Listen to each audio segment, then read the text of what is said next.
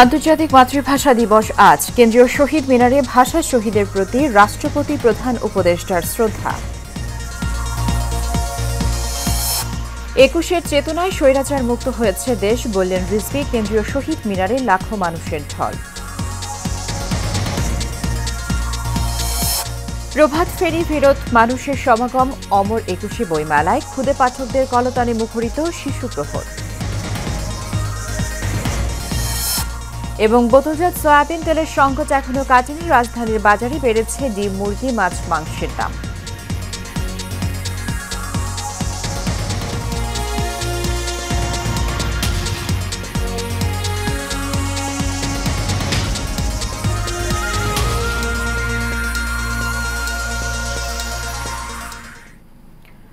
স্বাগত Asian prime নিউজে। দর্শক, পুরো সংবাদ জুড়ে সাথে আছি সুবর্ণা গোলন্দাজ। শুনছিলেন বিআরবি কেবল ইন্ডাস্ট্রিজ লিমিটেড সংবাদ শিরোনাম। চলে যাচ্ছি বিস্তারিত সংবাদে। আর শুরুতেই আন্তর্জাতিক মাতৃভাষা দিবসের খবর।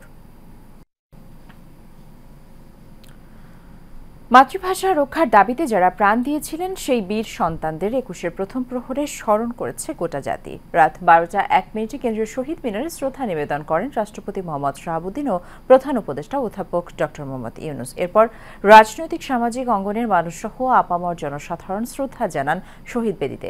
শফিকুল ইসলামের রিপোর্ট। জাতির যে বীর সন্তানদের রক্তের স্রোতের বিনিময়ে বাঙালি পেয়েছিল মায়ের ভাষায় কথা বলার অধিকার, তাদের প্রতি শ্রদ্ধায় নত পুরো জাতি। মধ্যরাতের নীরবতা ভেঙে জেগে উঠেছিল কেন্দ্রীয় শহীদ মিনার। রাত ১২টা ১ মিনিটে রাষ্ট্রপতি মোহাম্মদ শাহাবুদ্দিন প্রথমে পুষ্পস্তবক অর্পণ করেন। এরপর রাত ১২টা ১২ মিনিটে শহীদ বেদিতে পুষ্পস্তবক অর্পণ করে শ্রদ্ধা নিবেদন করেন প্রধান উপদেষ্টা। পরে উপদেষ্টারা শহীদ মিনারে পুষ্পস্তবক অর্পণ করেন। এরপর কেন্দ্রীয় শহীদ মিনারে পুষ্পস্তবক অর্পণ করেন ৩ বাহিনীর প্রধানরা। শ্রদ্ধা নিবেদনের পর রাষ্ট্রীয় গুরুত্বপূর্ণ ব্যক্তিরা ওই এলাকা ত্যাগ করলে সর্বস্তরের জনগণের জন্য শহীদ মিনার খুলে দেওয়া হয়। এরপর কেন্দ্রীয় শহীদ মিনারে হাজারো মানুষের ঢল নামে। বিভিন্ন দল, সংগঠন ও প্রতিষ্ঠান শহীদ মিনারে শ্রদ্ধা নিবেদন করেন। সবার কণ্ঠে অভিন্ন দাবি, বাংলা ভাষার আরও সমাদর ও আরও প্রসার। আমাদের ৫২ থেকে ৭১ হয়ে ২৪ এই যে পরম্পরা, স্বাধিকার আন্দোলন এবং জাতির প্রয়োজনে আমরা যে ঐক্যবদ্ধ হয়ে একসাথে দাঁড়াতে পারি, বারবার ঐতিহাসিকভাবে বাঙালি জাতি তা প্রমাণ করেছে। অন্যান্য বছরের চেয়ে এবছর আমরা অত্যন্ত একটা সুন্দর পরিবেশে আমরা মনে করি যে আমরা ফুল দিতে পারছি। যে আমরা বলে থাকি যে আমাদের দ্বিতীয় মুক্তির সংগ্রামে বিজয় লাভের পরের এই পরিবর্তিত পরিস্থিতিতে আমরা শহীদদেরকে স্মরণ করছি। আন্তর্জাতিক মাতৃভাষা দিবসে যে একটি মুক্ত মনের আবহ থাকবে, সকল মানুষ তার মতামত প্রকাশ করতে পারবে, সেটি যেন কোনোভাবে বাধাগ্রস্ত না হয়। শুধুমাত্র বাংলাকে একটা সিম্বলিক ভাষা হিসেবে রাখলেই চলবে না। আমাদের কিন্তু রাষ্ট্রীয়ভাবে বাংলার কিন্তু সেই ধরনের কোনো পরিচর্যা নেই। আমরা আশা করব যে আমাদের সরকার আমাদের শিশু থেকে আমাদের শিক্ষাক্ষেত্রে, আমাদের কর্মক্ষেত্রে, সকল ক্ষেত্রে বাংলাটাকে যাতে ভালোভাবে ব্যবহার করা যায়, সেক্ষেত্রে তারা গবেষণায় ইনভেস্টমেন্ট করবেন, তারা প্রত্যেকটা ক্ষেত্রে ইনভেস্টমেন্টটা করবেন, যাতে আমাদের যারা শিশু থেকে বয়োজ্যেষ্ঠ সবাই যাতে নিজের ভাষাটাকে ঠিকমতো চর্চা করতে পারবেন। ৪৭ থেকে ৫২, ৭১ থেকে ২৪ একই সূত্রে গাথা। শোক, সাহস, বেদনা আর গৌরবের অম্লান নিয়ে এলো অমর ২১শে ফেব্রুয়ারি। যাদের আত্মত্যাগের বিনিময়ে আমরা পেলাম মাতৃভাষায় কথা বলার অধিকার, তাদের মর্যাদা রক্ষায় দরকার বাংলা ভাষার ব্যবহারে আরও বেশি সচেতনতা। কেননা কান পাতলেই শুনি ভুল বানানের উচ্চারণ, আর চোখ মেললেই দেখি ভুল বানানের ছড়াছড়ি। তাই তো এখনই সময় পদক্ষেপ নেওয়ার। Mohammad Shafiqul Islam, Asian television, Dhaka. ২১-এর চেতনার হাত ধরেই ৭১ এবং ২৪-এ দেশ ফ্যাসিস্ট মুক্ত হয়েছে বলে জানিয়েছেন বিএনপির সিনিয়র যুগ্ম মহাসচিব রুহুল কবির রিজভী। কেন্দ্রীয় শহীদ মিনারে ভাষা শহীদদের শ্রদ্ধা জানানো শেষে সব কথা বলেন তিনি। এদেশে যাতে আর কোনো ফ্যাসিস্ট তৈরি না হয় সে ব্যাপারে সবাইকে ঐক্যবদ্ধ হয়ে কাজ করার আহ্বান জানান অন্যান্য রাজনৈতিক দলের নেতারা। মোশাররফ তালুকদারের ক্যামেরায় কাউসার আহমেদের রিপোর্টে দেখুন বিস্তারিত। স্বাধীন দেশে ভাষা শহীদদের শ্রদ্ধা জানাতে আসতেও বাধা ছিল অনেক রাজনৈতিক, সাংস্কৃতিক, সামাজিক ও পেশাজীবী সংগঠনের। কিন্তু এবার ভিন্ন এক প্রেক্ষাপটে পালিত হচ্ছে আন্তর্জাতিক মাতৃভাষা দিবস, যেখানে সব শ্রেণী পেশার মানুষ অংশ নিয়েছে। সরব উপস্থিতি ছিল বিভিন্ন রাজনৈতিক ও পেশাজীবী সংগঠনেরও। বিএনপির পক্ষে নেতাকর্মীদের নিয়ে শ্রদ্ধা জানান দলের সিনিয়র যুগ্ম মহাসচিব রুহুল কবির রিজভী। বলেন, অভ্যুত্থানের মধ্য দিয়ে ভয়ঙ্কর দুর্নীতিবাজ, উৎপীড়ক, রক্তপিপাসু স্বৈরাচার পালিয়ে যেতে বাধ্য হয়েছে। 21শে ফেব্রুয়ারি আমাদের কাছে এক সুমহান প্রেরণার উৎসস্থল।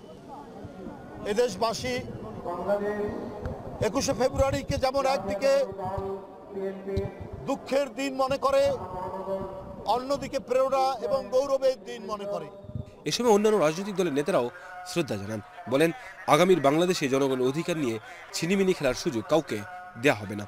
বাংলাদেশের বসবাসরত অন্যান্য যে ভাষাভাষীর জনগোষ্ঠী, তাদের অধিকারকে প্রতিষ্ঠা করবার জন্য আগামী দিনের যে লড়াই, সেই লড়াইয়ে আমাদের প্রেরণা হয়ে কাজ করবে। যে বিগত 15 বছর ফ্যাসিস্ট যে সরকার ছিল, তাদের পতন হবার পর আজকে অনেকটা মুক্ত পরিবেশে আমরা এই শ্রদ্ধাঞ্জলি অর্পণ করছি। ইতিহাসের কোনো ঘটনা শুধু ইতিহাসের শিক্ষা নয়, ভবিষ্যতের স্বপ্নও দেখায়। 21 আমাদেরকে শিখিয়েছিল গণতন্ত্রের জন্য লড়তে হবে, অসাম্প্রদায়িকতার জন্য লড়তে হবে এবং বাংলাদেশের মানুষের বৈষম্যের বিরুদ্ধে লড়তে হবে। আজকেও এই মুক্ত পরিবেশ সৃষ্টির জন্য সবচেয়ে বেশি আত্মত্যাগ করেছে এই মুগ্ধ আবু সাইদ সহ সকলের প্রতি আমরা শ্রদ্ধা জানাই এবং বিশ্বাস করি এই পথ ধরে আগামী দিনে স্বপ্নের বাংলাদেশ প্রতিষ্ঠিত হবে। 52-র 21শে ফেব্রুয়ারি সকল সময়, সকল যুগে অত্যাচারের বিরুদ্ধে, নিপীড়নের বিরুদ্ধে দেশবাসীকে, বিশ্ববাসীকে প্রেরণা যোগাবে বলে মন্তব্য সবার। 52 থেকে 24 যখনই প্রয়োজন হয়েছে দেশ মাতৃকার জন্য, দেশের জন্য বুকের তাজা রক্ত ঢেলে দিয়েছে বীর বাঙালি। কিন্তু কোথাও কোথাও এখনো সম্পূর্ণ অধিকার বাস্তবায়ন হয়নি। ফলে আজকের দিনে সবার প্রত্যাশা সেই অধিকার বাস্তবায়নে পুরো জাতি কাঁধে কাঁধ মিলিয়ে কাজ করবে, এমনটাই প্রত্যাশা সবার। কেন্দ্রীয় শহীদ মিনার থেকে কাউসার আহমেদ, এশিয়ান টেলিভিশন। প্রভাত ফেরি ফেরত মানুষের সমাগমে সকাল থেকেই জমে ওঠে অমর 21শে বইমেলা। সকালে শিশু প্রহরে মা বাবার হাত ধরে ভিড় জমায় কোমলমতি শিশু। মেলার 21তম দিনে বেড়েছে বই প্রকাশের সংখ্যাও। ভাষা দিবস মনের ভিতরে একটা আবেগ কাজ করছে। এক্সিম ব্যাংক বাণিজ্য সংবাদ।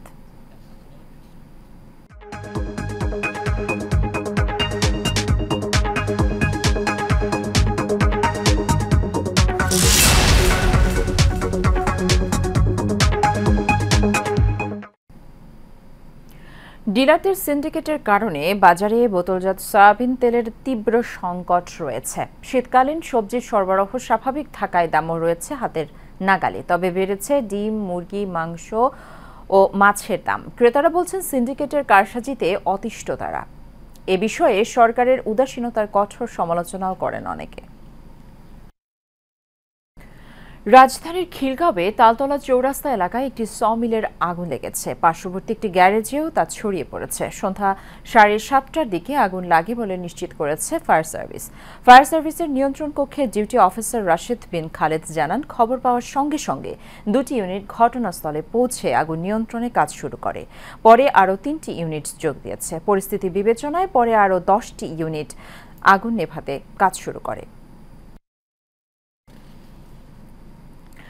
মহান 21শে ফেব্রুয়ারি ও আন্তর্জাতিক মাতৃভাষা দিবস উপলক্ষে রূপায়ণ হাউজিং এস্টেট লিমিটেড রূপায়ণ লেক ক্যাসেল কন্ডোমিনিয়াম প্রজেক্টে আয়োজন করে প্রাণের 21 প্রত্যয় মেলার। প্রভাত ফেরির মধ্য দিয়ে স্মরণ করা হয় জাতির শ্রেষ্ঠ সন্তান ভাষা শহীদদের। অনুষ্ঠানে চিত্রাঙ্কন প্রতিযোগিতা সহ ছোট বড় সকলের জন্য আয়োজন করা হয় বিভিন্ন খেলা ও বাহারি খাবারের।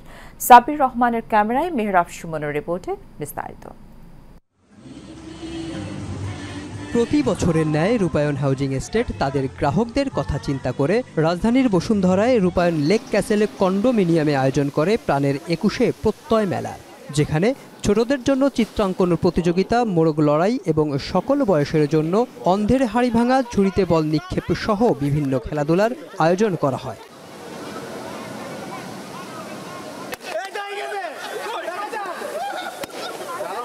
রূপায়ণ হাউজিং এস্টেট তাদের নাগরিকদের কথা চিন্তা করে স্মরণীয় দিনগুলোতে আয়োজন করে থাকে বিভিন্ন ধরনের চিত্ত বিনোদনের অনুষ্ঠান। প্রতিটা খেলায় শিশুসহ সকলের অংশগ্রহণ ছিল চোখে পড়ার মতো। আনন্দ উল্লাস আর ভালোবাসায় মেতেছিল পুরোটা সময় জুড়ে। আমাদের রূপায়ণ লেক ক্যাসেল থেকে আমরা যে সবাই যেভাবে অনুষ্ঠানটা আয়োজন করেছে, এটার জন্য আমরা খুব আনন্দিত। খুব ভালো অ্যারেঞ্জমেন্ট এবং আমরা আমাদের বাঙালির ট্র্যাডিশন অনুযায়ী আমাদের ইতিহাসকে সেলিব্রেট করতে পারি সবাই একসাথে। সো এটা খুবই সবার জন্য অনেক অনুপ্রেরণার। সো এটাই আর কি। সো আমরা অনেক হ্যাপি রূপায়ণের পরিবেশের সাথে একসাথে। আয়রন গাছে ফুল দিয়েছি। এখানে একটু মেলার মতো অনেক ফুড কোর্ট আছে, ওটা আমরা খুব এনজয় করছি। আর কয়েকটা গেমসও আছে, এখানে সবাই খেলছে। এখানে ফুল টুল দিয়েছি, তারপর এখানে একটু আগে আসলাম, গেম টেম খেললাম।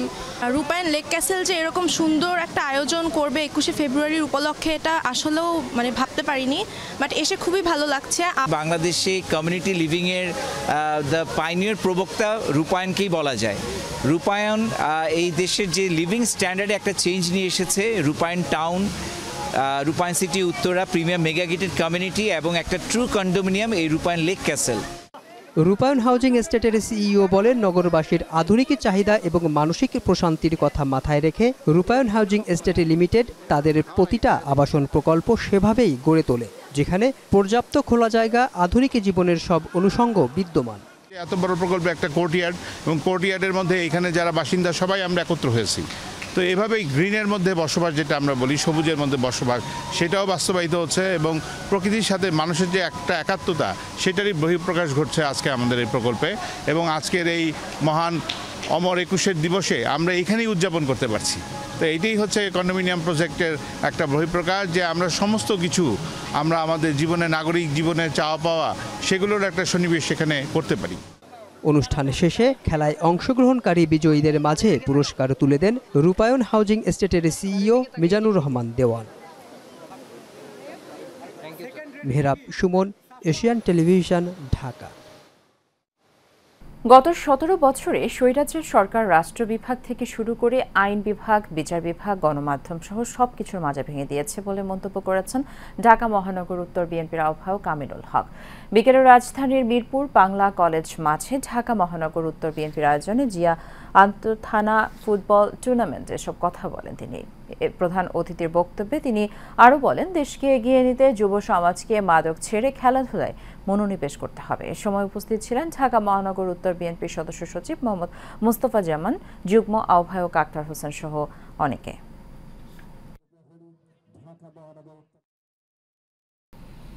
শেষ করব এশিয়ান প্রাইম নিউজ। তার আগে বিআরবি কেবল ইন্ডাস্ট্রিজ লিমিটেড সংবাদ শিরোনামগুলো জানিয়ে দেব আরও একবার।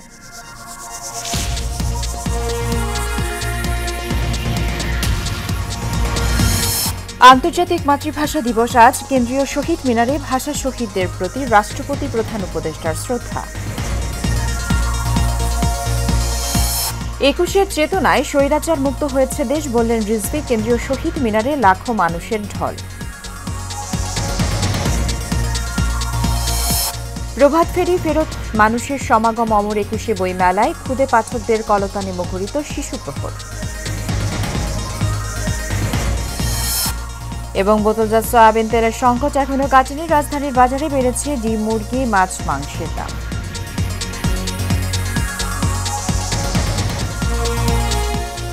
এশিয়ান প্রাইম নিউজ এ পর্যন্তই। আমাদের পরবর্তী সংবাদ দেখার আমন্ত্রণ রইল। ধন্যবাদ সাথে থাকার জন্য। আল্লাহ হাফেজ।